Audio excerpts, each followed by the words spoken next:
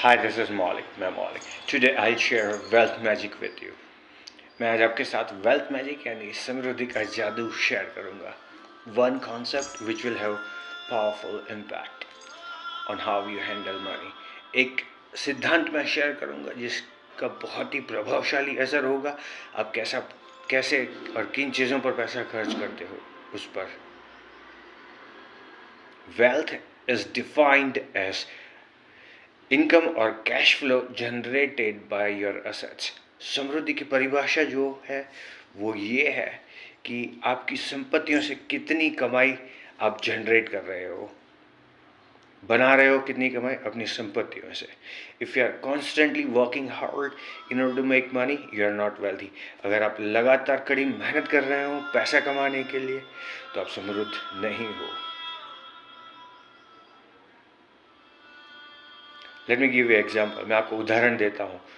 IPhone है, BMW है, Mercedes Benz है, रोल्स रॉयस है.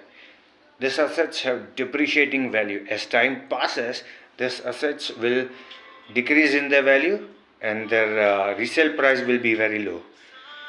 आईफोन है, मर्सिडीज बेंज है, BMW है, रोल्स रॉयस है. ये जो संपत्तियाँ हैं इसका मूल्य धीरे धीरे घटता जाएगा जैसे समय आगे बढ़ता जाएगा. जब आप उसको दोबारा बेचोगे बहुत कम मूल्य आपको प्राप्त होगा. On the other hand, investment in knowledge, skill, long term stock market और हाउस और बिल्डिंग और real estate will appreciate in value, increase in value as time passes.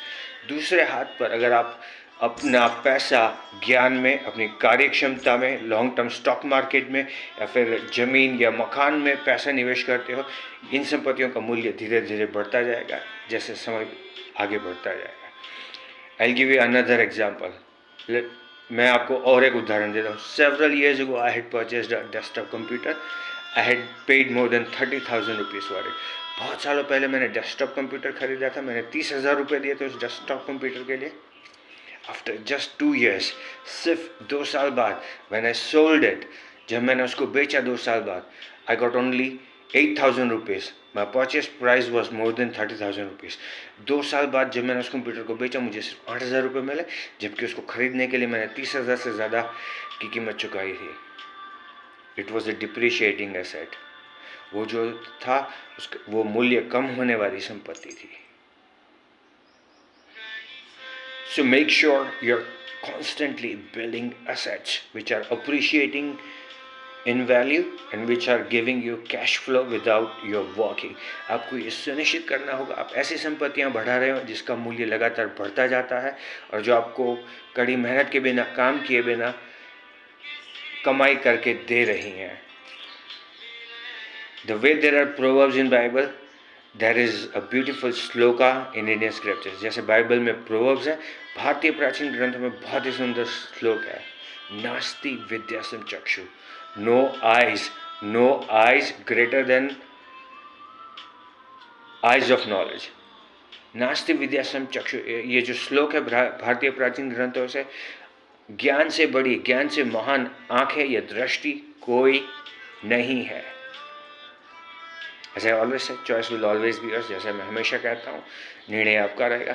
Make sure you are constantly building up assets which are increasing in value and which are giving you cash flow and income without your working. आपको ये सुनिश्चित करना होगा आप लगातार ऐसी संपत्तियाँ बढ़ा रहे हैं जिसका मूल्य बढ़ता जाता है और जो आपको आपके काम किए बिना, कड़ी मेहनत किए बिना आपको कमा के दे रही हैं, कैश फ्लो आपके लिए जनरेट कर रही है. As I always say, choice is always yours. जैसे मैं हर बार कहता हूँ, निर्णय आपका होगा. This is Maulik. Have a great day.